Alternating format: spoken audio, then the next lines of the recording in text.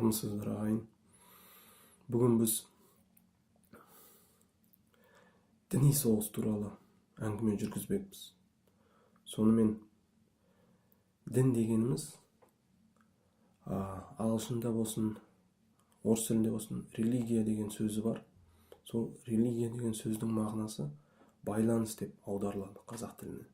Байланыс дегеніміз адам мен Құдайдың екі арасындағы байланысы деп білуге болады. Міне соны бүкіл дүние жүзі дін деп түсінеді. Енді біздің қазақ тіліне келетін болсақ, дінмен біз Құдайға деген, немесе кейбіреулері жын сайтанға, немесе тағы да бірдеңеге табынуын білдіріп айтатын болады, айтып жүр. Ал шын мәнінде қарап тұрсаңыз, осы адам мен Құдайдың өзара байланысында және сол байланыстың сапасына тікелей әсер беретін ол осы адамның әкесі мен шешесі. Кеңінен айтатын болсақ, ол тұратын қоғамы, қоғамның ішіндегі дәстүрі, салты. Міне осылардың бәрі адамның деген Құдаймен байланысын не жақсартады, не керісінше бұзып, үзіп, жаман жолға шатастырып әкетеді. Сонымен, егер біз осы күні дінімізді дұрыстайық десек, дінімізді түзейік десек, ең алдымен осы байланысқа әсер ететін әке мен шеше, ата мен ана, ата мен әже, салт дәстүр, тәрбие деген ұғымдарға терең ой салып, назар аударуымыз керек. Оған енді өздеріңіз білетін бір мақал бар. Елді түзеу үшін бесігіңді түзе деген сөз қалған. Сонымен, егер адамның неліктен Құдайдан безіп жүргеніне, немесе басқа бір дінге ауысып кететініне қандай себепкер, қандай себеп салдары әсер етеді деп ойлансақ, онда шын мәнінде әкесі мен шешесі өте зор ықпал береді. Қараңыздар, егер адам баласы, жас жігіт болсын, жас қыз болсын, өзінің әкесі мен шешесінен күдерін үзсе, әкесі мен шешесінің авторитеті, беделі түсіп қалса, онда бұл адам, бұл жас бала сол әкесі мен шешесінен қалған дәстүрдің бәріне де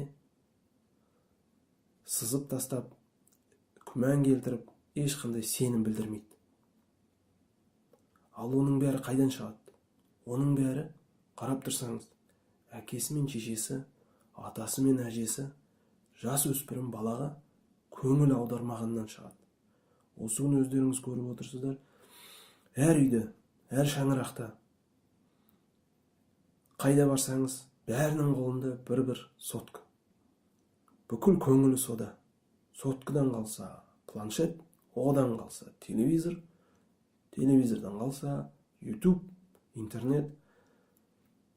Адамның күні адаммен деген сөз жайында қалды. Ешкіммен сөзбе-сөз сөйлескісі келмейді. Атасы мен әжесі өзінің немерелерімен сөйлесу деген ол олардың тікелей міндеті. Әкесі мен шешесі балаларға көңіл бөлуге уақыты болмауы мүмкін. Бұндай аласапыран заманда олар ақша тауып, жұмыс істеп, асырауының өзі біраз еңбек. Бірақ атасы мен әжесі осы жас өспірім балаларға тікелей көңіл аударып, тәрбиесіне қадағалауы міндет. Егер өзінің болашағын ойлайым десе, егер өзінің үрім-бұтағының басқа дінге кетіп қалмасын армандаса, соны мақсат қылса, онда әрбір ата-ана, әрбір ата-әже өзінің немерелерін басқа ешкімге тәрбиелеткізбеу керек. өзге үйдің ішінен тамақ тойдырма деген ұлыңа. Сол сияқты өзіңнің тәрбиеңді өзің беру керексің. Енді осы сөзіме қосатын тағы да бір көнеден қалған бір аңыз бар. Бірақ менің ойымша ол баяғы заманда болған зат. Оны аталы кітап деп атайды. Міне осындай аталы кітап әр шаңырақта болған. Сол кітапқа әр адам өзінің ойларын жазған. Және сол ойларын тек өздерінің ұрпақтарына, тікелей ұлдары мен қыздарына ғана жазған. Басқа ешкімге ол кітапты оқытқызбаған. Сол себептерден ондай кітапқа ешкім ешқашан өтірік жазбайды. Болған жағдайды шын түрінде жазып кетеді. Міне соның арқасында әр үйде сондай үлкен кітаптар болғандықтан әр бала әріп танығаннан кейін, немесе әріпті танымай жатып, атасы мен әжесіне осы кітаптан бір қызықты оқиғаларды айтып берші деп сұрайтын. Ал өзі сол оқиғаларды оқимын деп талпынған бала өздігімен әріп тануды үйренеді. Өздігімен осының білімін тез жетілдіруге үйренеді. Сосын барып өзімен осы әріптерді, осы оқиғаларды оқиды. Міне сонда қараңыз, әр ата-ана өзінің ойындағысын сөзге шығарып, сөзбен басып, кітапқа жазып кеткен. Сонда біз осы күні өздеріңіз білесіздер, әрбір қазаққа айтады, жеті атасын есінде сақтау керек деп. Ал сол жеті атасын сақтағанның адамдардан сұрақ, сол адамдарға сұрақ. Сіз сол жеті атаның әрқайсысы нені армандады, нені ойлады, қандай мақсат қойды, қандай мақсатқа қол жеткізді, қандай мақсатқа қол жеткізе алмай өтті, қандай затқа ұмтылды, қандай заттан қашып жүрді. Осыны айта аласыздар ма? Ал соның бәрі осындай аталы кітапта жазылған болған. Міне сондықтан әр адам өзінің барлық аталарының қандай кісі болған, нені армандаған, нені ойлаған біліп өскен. Міне сондай адамдар осындай кітаппен, осындай аталы кітаппен тәрбие көрген қыз бала болсын, ұл бала болсын, ешқандай өзге діннің өкілдеріне көңіл аудармайды. Ешбір басқа дінге ауыспайды. Ал сіздер біздің тарихымызды қараңыздар, қазақтың тарихын. Бізге айтады, Шыңғысханның кезінде біздің аталарымыз Тәңірге сенген дейді. Содан кейін Алтын Орда ыдырап күйреген кезде біздің аталарымыз мұсылман дініне ауысты. Содан кейін Ресей империясында революция болып, жын шайтандар шыққан кезде бүкіл ел болып біз Құдайдан бездік, Құдай жоқ деп жар салдық. Содан кейін 70 жыл өтті. Өздеріңіз білесіздер.